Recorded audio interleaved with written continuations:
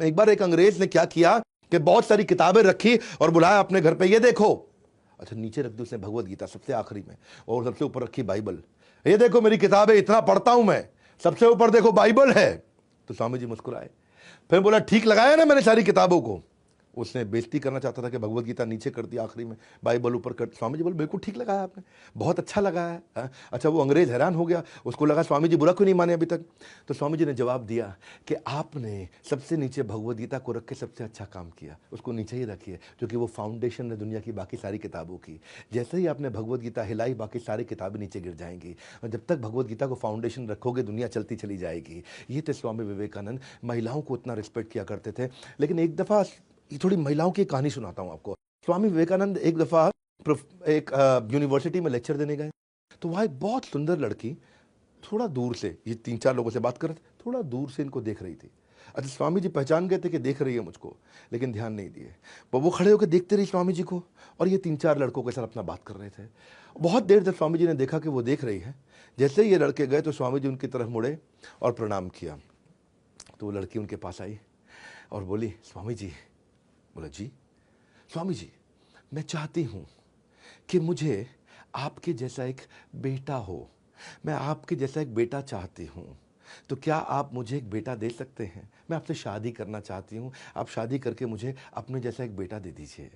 तो स्वामी जी मुस्कुराए, मुस्कुरा के बोले, आपको मुझसे एक बेटा चाहिए जो कि मेरे जैसा हो, तो उसके लिए शादी करने की क्या ज़रूरत है? तो स्वामी जी तो लड़की, ओह, बिना शादी के आप बेटा दे दोगे मुझको, गुड आइडिया। हाँ, तो लड़की को लगा कि लगता है स्वामी जी तैयार हो गए हैं, अब मुझे बढ़िया बढ़िया। तो उसके मन में कुछ हार्ट ऐसा चलने लगे, ऐसा मतलब वो सोच ही रही थी। तो स्वामी जी फिर मुस्कुराए, बोले हाँ मैं ठीक कह रहा हूँ, बिना शादी के आपको मेरे जैसा बेटा मिल सकता है। देखो, शादी करके मैं कोई गारंटी नहीं दे पाऊंगा कि हमारे संबंधों से जो संतान की उत्पत्ति होगी वो बिल्कुल मेरे जैसा होगा, ये मैं गारंटी नहीं दे सकता, लेकिन मेरे पास दूसरा उपाय है। तो बोली क्या?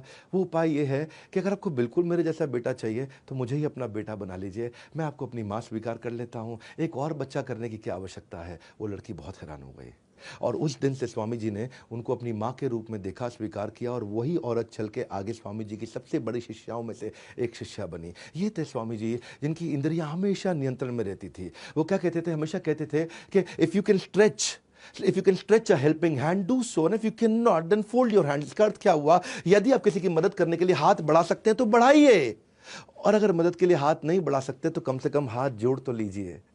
या तो हाथ बढ़ा के मदद करिए या हाथ को जोड़ लीजिए। स्वामी विवेकानंद ऐसे ही महिलाओं का इतना सम्मान करते थे कि मेवाड़ के एक राजा ने एक बार उनको अपने यहाँ पे एक किसी बड़े इवेंट में बुलाया, और मेवाड़ के राजा थे, राजसी वहाँ पे व्यवहार था।